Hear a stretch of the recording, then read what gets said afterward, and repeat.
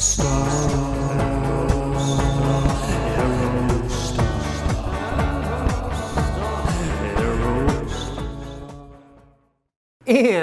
welcome back to Janky AF and Year of the Aerostar, episode number 87. Well, I got an email very recently from a fellow named Lee, and Janky do thank you to you. And they were looking for a late model clean cargo van. And being in New Jersey, that's kind of hard to find with a lot of rust and whatnot. But eventually their search led them to a Ford Aerostar. And you could do a lot worse than that. So congratulations on your new Aerostar. And they sent me a link, and the link, for whatever reason, is quirky. It wasn't loading, but I have to believe it's this one that we're going to talk about here today. I'm wearing my white painting shirt, and what more indicative shirt to wear for a hard-working so-and-so that drives a Ford Aerostar than this shirt. So, without further ado, here we have a 1997 Ford Aerostar minivan, listed for just $2,800 in Virginia Beach, Virginia. So this could have easily well been the Aerostar that this gentleman ended up with, but they found another one. And now this one could be yours. Driven 153,000 miles with an automatic transmission, exterior color white, interior color black. The fuel type is gasoline. 15 miles per gallon city, 22 highway for a combined 18 miles per gallon. One owner, it says, and it is paid off. A very short and sweet description. Runs and drives. Let me know if any questions. I like that. Normally you'd say, well, not normally, but to my mind, you would say, let me know if you have any questions. This just says, let me know if any questions. It's almost like the passive voice. Let me know if there are any questions. Let me know if there be any questions. I like it. It's a little bit more poetic. And, as Shakespeare said, brevity is thy soul of wit. So keeping it short and sweet here with the description. Quoting Shakespeare in a vlog about Aerostar listings on Facebook Marketplace. That's right, only here on Janky AF. All right, so beauty is in the eye of the beholder. Did Shakespeare say that? I don't know. A rose is a rose by any other name, and but I don't know if an Aerostar is an Aerostar by any other name. I suppose there's something to a name. So this video that we're shooting also has a video component to this, and I don't know if we've ever shown a video. I'm not sure how this is going to work with like sort of the screen grab technology. Maybe I'll even turn the sound on. I don't know if this is going to work. If you can't hear the sound, but I'm wondering because I record my screen when I do this, if you can, I'll give a play-by-play. They just turn the vehicle on. We're looking at it here. Your obligatory odometer shot. Okay, 18 seconds. So we know that it turns on. And, I guess we'll just play that one more time, and you can sort of get some video of this Aerostar. Not much to see, really. A good, strong firing engine there. The windshield is sort of blacked out. I hear a little bit of squeal coming from something, a belt or something of that. Now, they're not turning the wheel, so we know it's not the power steering pump, which is an issue on these vehicles. Or maybe it is, even when it's not turning. That shows you how mechanically inclined I am. All right. I absolutely love an Aerostar cargo, as I said in my email reply. There's just something about the barn doors, which maybe we'll try to get a little better of a shot of. My 2012 Ford Transit Connect, which according to Wikipedia is the spiritual successor to the Aerostar, and you could make some claims to that for sure. You could back that up. Now that was front-wheel drive, this is rear-wheel drive.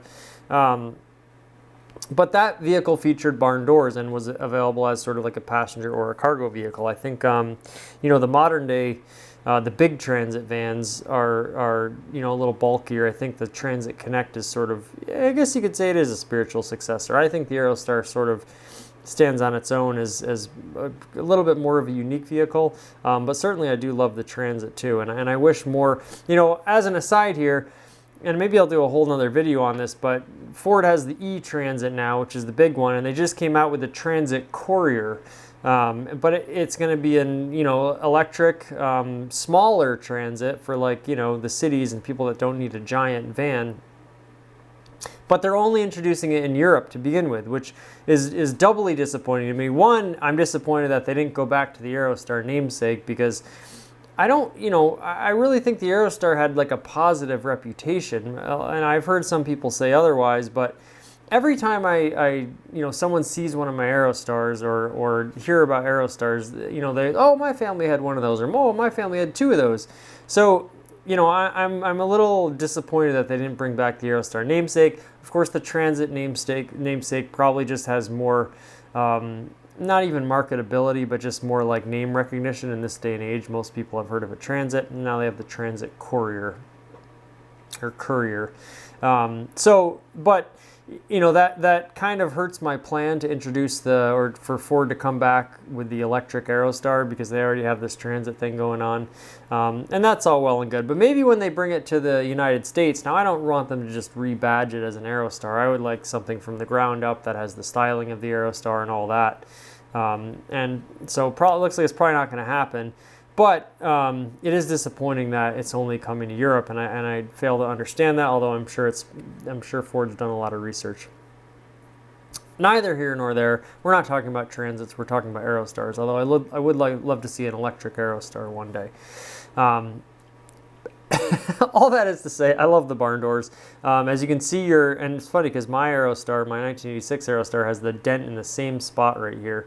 But the bumper, or the bumper cover, the bumperette, is a little bit different. It kind of curves down a little bit earlier here to accommodate for the hinge on the barn door. Now the normal one would come across right here, and then dip down right here where it would meet the lift gate. But on this, of course, there's not a lift gate, there's a barn door.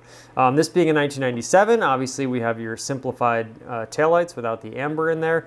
I think on a cargo van, I actually like the 97 only taillights better on a cargo van, I think, because it just adds to the sort of like minimalism to it, especially in white. Now white is your standard cargo van color. I missed out on a beautiful red, and almost like it must have been a respray, because it was like, or maybe a wrap, because it was like like a fire engine red. It wasn't even the normal like sort of burgundy red that was the stock color on these Aerostars. And that thing was up and it was gone. It was gone so quickly that I didn't get to shoot an episode on it, regretfully. So I do like them in all sorts of different colors, and I think a black cargo Aerostar would look really, really cool. I don't know if I've ever seen one of those, but certainly white sort of, is the essence of like the utility vehicle. So it looks very good in white. I love particularly where the Aerostar badging is on the cargo version. It's just so prominent. Like there's so much empty space here, which I absolutely love. You just almost don't even see that in cars generally. They're so busy. And look at this, just miles, just acres of real estate here in this proud Aerostar badging, glistening in the sun with a beautiful shadow coming off it. Just stunning. And I like that the license plate, let's see if we can get another shot here of the other side. Not really, barely. The license plate holder is asymmetrical next to your pull handle for your barn door. Just a lot of really cool features for just a simple addition or swapping out of the lift gate for the barn door. It changes sort of a lot in the back. Your location of your badging and your bumpers, location of your license plate, all that. So some things to remark that are different on the cargo version. I almost called it a Cargo Star. This kind of is a Cargo Star. Maybe that's what they should call the new electric utility vehicle, the Cargo Star. This one is interesting because now I think they made these in all sort of combinations. This is like a half window, half panel. So instead of this being completely one giant panel here, you have one piece of glass and one piece of panel. Now what I do not know about the Aerostar and the Metris, because I looked at a Mercedes Metris once upon a time, and what I didn't like is that on the cargo version, they completely eliminate sort of the fittings, the housings for where your bolts would go to bolt in a seat, or to, I guess, slide in a seat, or to attach a seat, like safely. I'm wondering if, because this has the window, if those things are down in there somewhere. Like I'm wondering if you could put a bench seat in this Aerostar, even though it's a cargo Aerostar. Now that would probably depend on whether it has seat belts in it or not, but if I'm recalling correctly, especially the older Aerostars, the seat belts might have just been lap belts attached to the seats themselves. So if that's the case, you could just strap one of those in there and you have a built-in seat belt. So you still got a seat belt. Now lap belts aren't the greatest, but it's something. So obviously we can see, and this is just your standard length. This isn't your extended length, and still just a ton of space back there. Now it just never ceases to impress me how much stuff you can fit in an Aerostar. I mean, even, you have a big SUV, but a lot of SUVs, they're so sculpted and rounded, even crossovers, like they can't touch like the amount of space that you can fit in an Aerostar. Just the width, the height, it really is phenomenal in terms of hauling stuff around. You can see even with the shelving here, there's just so much space. You can see these boxes and bottles of stuff and tires for scale, but until you come face to face with it, you really don't realize how much space there is in there. And yet, in a very compact package, because this thing is easy to drive, you have a great visibility, and with the back windows too, so this is like, here you can see the entire panel here. I'm talking a mile a minute because there's a lot to say about the Cargo Aerostar. One giant panel. This also does have the back windows. Now I imagine there were some that didn't even have back windows. That's just a little bit nicer for your visibility. Now from a security standpoint, it's not quite as secure. Someone can break your window, but the point being that they're very easy to drive, they're very easy to park, easy to parallel park, they can fit in garages, so they have all the benefits of being a smaller vehicle, and yet they can fit a ton of stuff in them. I mean, they really just are the perfect size and the perfect proportion for just, a do-anything vehicle. Here we see the front. Now this obviously does not have your towing mirrors either. You rarely see the towing mirrors on later Aerostars, if ever. That seemed to be sort of like an earlier feature thing that was where it was kind of more a little bit like more truck-like. So just your standard wing mirrors here. If you don't know what I'm talking about, they're these big the mirrors come off of a big metal bracket that's actually attached to the door, and my 86 has these, and I just love them. I love the look of them, the big, solid piece of chrome there. They're nice and strong. Actually backing my 86 out the other day, I slammed it against the thing and it just twisted and bent. It didn't shatter or anything like that. So they're built tough, made to last. A little bit of clear coat or just straight up, I can't tell if there's been some silicone or some rust proofing or something going on there, or if it's just the paint fading. But you do have the nice windshield protection there, so that's nice. It keeps the dashboard in good shape. White with your gray bumpers, your standard. There's funny how there's some sort of residue stain on here, but just your standard contractor guise. Looks like even your headlight bezels here, I don't know if these have been painted or just faded, or if they were never chrome to begin with. But I actually like when the bezels are not chrome on these cargo ones, because it just sort of everything is in this beautiful matte finish, and it just gives you a nice straight horizontal line by which you sort of differentiate the two major colors in the design here. So that is very, very nice. A little Virginia license plate on there. Again, I would like to see a profile, this shot in profile. Everything's you kind of have to piece it together here. It's when you look at a house on Zillow or something like that, and you got to try to guess which room is next to the other room. I want to see the whole thing in its entirety, but I'm just nitpicking here. Here we have your obligatory mileage shot, 153,000 miles. Really nothing, especially if you're not going to be driving this car. It looks like your shifter boot has come unattached here. That's just a nice little piece of jank. Unless you're putting 10,000 miles a year on thing, if you're just using this as an extra vehicle, go to the dump, or excuse me, or if you are working but you're not making short commutes, if you're only putting a couple thousand miles on this thing a year, then it should last you, it's not like you're going to all of a sudden in a couple of years be at 220,000 miles. So I really don't have a problem with high mileage vehicles, especially if they're well maintained. And if this truly is a one owner, then you got to figure it's been maintained decent enough to get it to where we are today.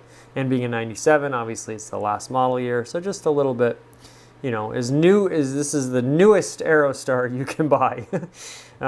Seat covers, obviously, the other thing I wonder is if these seats are vinyl or not. A lot of times in the cargo version you had the vinyl seats, and it looks like these probably are, because as you'll notice, you don't see the big square puffy built-in headrest here. So these look to be the more a little bit simpler. Now in the really old Aerostars, like my buddy Evan's Aerostar, they had these little bucket seats that looked like they were out of like a 60s Mustang or something, just like no like support, or like I don't even think they had headrests on them, just these like tiny little bucket seats, but they're so cool. And of course in a vinyl.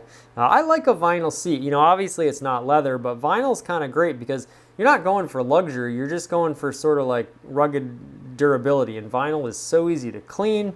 It doesn't stain like cloth does, so I think a vinyl seat is actually kind of underrated. But these have seat covers on them nonetheless, so we really can't see the condition of the seats. Perhaps they're very nice under there. Crank windows, of course, make sense in a cargo Aerostar. I will say, the 93 Aerostar that I just went to look at and did not buy, you can check out episode, I think, 85 or 84. Or 83, I believe it's episode 83 of Year of the Aerostar, to see that one. And even that, which was like, you know, kind of a bells and whistles Aerostar, it had like the beautiful paint job, it was a passenger Aerostar. 93 power windows were definitely, you know, offered, but, and it might have even been like an XL trim level, but even that had crank windows. My 93 Sport has crank windows. So I'm finding that power windows, and this is just sort of like a sign of the times, power windows were actually quite, they were usually like an option, like an upgrade, and so crank windows were very, very common. You see them in a ton of Aerostars, and I absolutely love crank windows. Big fan of crank windows. Now it does look like you have a beautiful steering wheel. We haven't talked about the steering wheel in an episode lately, and they put this steering wheel in everything, like the Mercury Capri, the little convertible, not the Mustang clone, but the later one, the front wheel drive one that was built in Australia, that was supposed to be a Miata fighter. They put this in Mustangs, they put this in like just about everything, but I like that it went from everything from like a sports car to like a minivan. Like, you know, people deride the term part spin, but if it's a really good steering wheel that can function in a lot of different applications, like, why not? And then, you know, those savings are passed on to the customer for offering this for a lower price. So I find there's nothing wrong. And, you know, the dirty little secret is, that's not a secret at all, that a lot of supercars are part spin cars, like a Jaguar XJ220. A lot of these cars were, you know, developed sometimes in secret just by the engineers because they didn't want to tell the top brass about it, because they, you know, they were worried it wouldn't get funded, or they were worried they would take funds away from their projects. And so, you know, when you're building a supercar, you have to save money somewhere, especially if you're going to try to sell it, bring it to market. So I have almost an appreciation for the efficiency of, like, you know, part spin cars.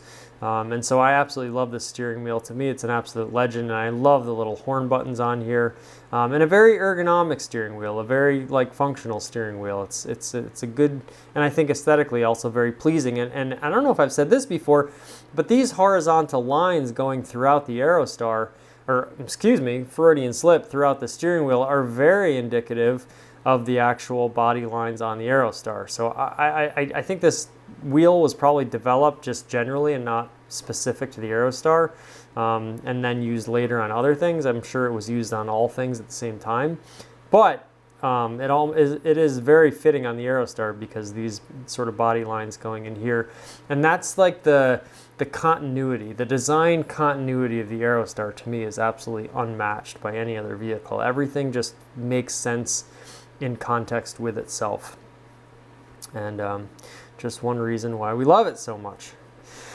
So there you have it, a beautiful 1997 Ford Aerostar minivan. It's funny to call this a minivan because it is, but you know, generally a minivan and a cargo van are two different things, and you'd specify, you know, as to which one you were talking about. But in this case, you know, it's everything. So, you know, it's like that song that was like that great Chaka Khan, I believe it's Chaka Khan, I'm Every Woman, that was like Oprah's theme song for a while.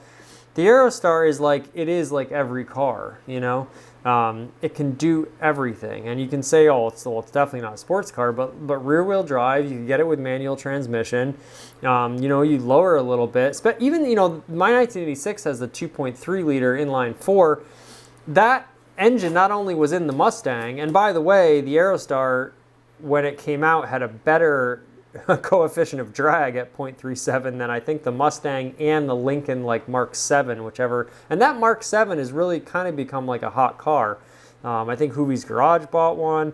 I think a lot of people were talking about that Mark 7, how it was sort of this like performance bargain.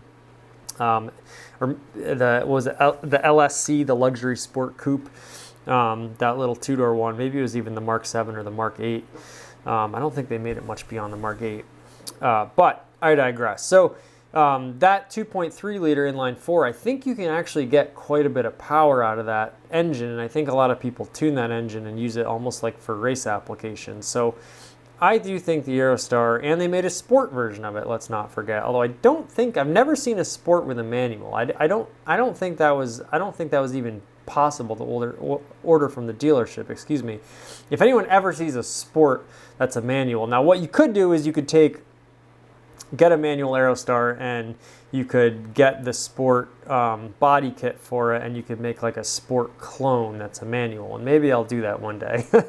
But until then, and obviously, you know, a sports car is probably the biggest reach, but then in terms of like a luxury vehicle, well, the Eddie Bauer edition was one of the first vehicles to have like a designer package in it, and you get it with leather seats and all the, you know, the rear, you know, the passenger climate controls and the passenger audio system with the headphones, and that'll be there. I have a story about the headphones coming soon, and shout out to Aerostar 93 on that one.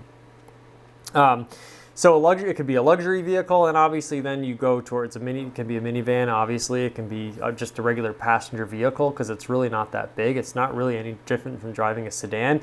I've read other literature. I believe Haggerty has an article about the Aerostar really predated what we now consider the crossover, because it sits up a little bit higher than a car, and it's a little bigger, but it's not quite like a giant van, and it's not an SUV. So that being said, you know, it kind of is an SUV. If you take the Aerostar Eddie Bauer edition, it's very similar to the Explorer Eddie Bauer edition. And then obviously it is a minivan, and it is a cargo van, a cargo vehicle, a work vehicle. So it is really sort of like every car. And as we say in Janky AF, every car is a great car, and the Aerostar is certainly a great car. I would love to have a cargo version. I hope to have a cargo version one day. The real unicorn would be the extended cargo version, because they did make those. And one time I saw an extended cargo version with actually, I think we've done an extended cargo with a manual transmission on this very program. I saw one in Texas years ago on Craigslist. I believe there was like a super low mileage, like 28,000 miles or something. I don't know if that ever sold. I should go look for that. But so many configurations, you know, the possibilities are endless with the Ford Aerostar, and that's sort of the long and short of it. So there you have it. We'll wind through the pictures one more time, and you know, finish up on a nice little front shot there. So there you have it. Thank you so much for watching. This has been Year of the Aerostar here on Janky AF. We love doing this program. Thank you so much for your comments and your emails. I have to respond to a few comments. I think I actually got an offer of a free Aerostar. So Janky do Thanky, to, I believe it was Adam, and I have to respond to you and some others. So thank you so much for watching on our little program here where we talk about Ford Aerostars. We'll have another one coming for you very soon, and until then, Janky do Thanky.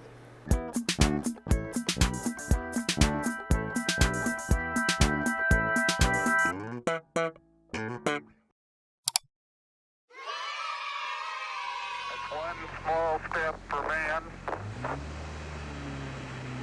one giant leap for mankind.